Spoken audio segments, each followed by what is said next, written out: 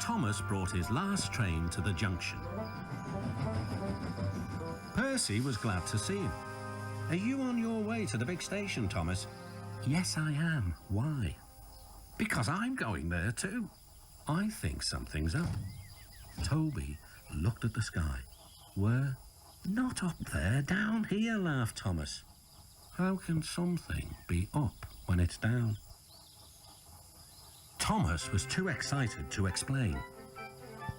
"Bust my buffers, look over there. Mavis, Boko, Bill, Ben, Donald, Oliver and Douglas paraded past." "Good evening, you three," whistled Donald. "Aren't we all a fine sight?" "Very splendid indeed," admired Toby. "Sorry we can't stop. The Fat Controller wants us all together at the station." "What is this about?" asked Thomas. "The Fat Controller has a plan," answered his driver. "Come on." So they followed the other engines to the big station at the end of the line.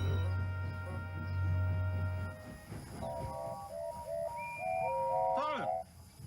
called the Fat Controller. "I have an important letter to read from a little girl who is 5 years old." "Dear Thomas and all the engines, please can I meet you?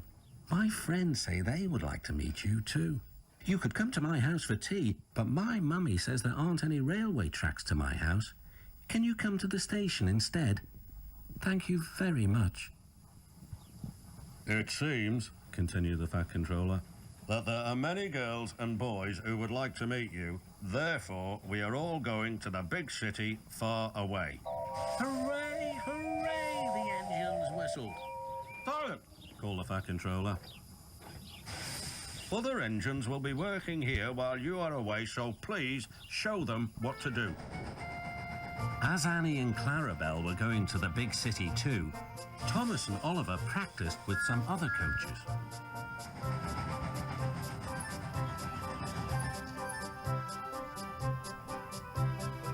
Thomas grew more and more excited. Too excited for his own good. "I'm glad I'm a splendid engine," he puffed. "The Fat Controller thinks I'm really useful.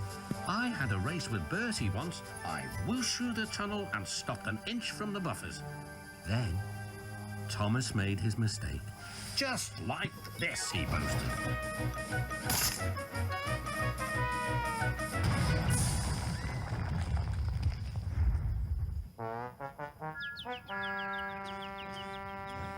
No one was hurt, but Thomas's front was badly bent.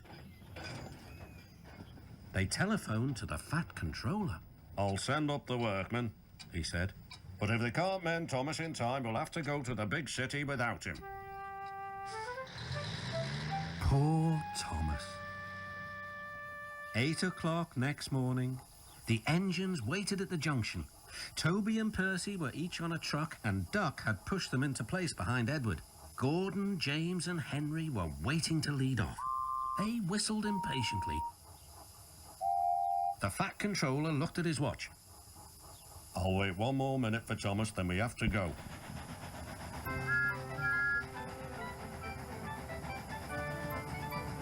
"Oh, thank goodness you're still here," panted Thomas. "I hope we're not late, as it's just after 8. The guard blew his whistle and waved his flag. The engines cheered. "Look out, big city, here we come!" And the cavalcade puffed away.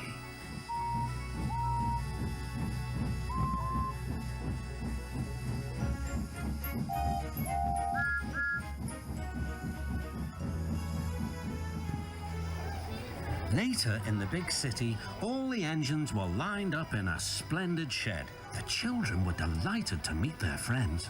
"I'm glad the little girl wrote to us," whispered Thomas to Percy. "Isn't it wonderful what happiness a letter can bring?"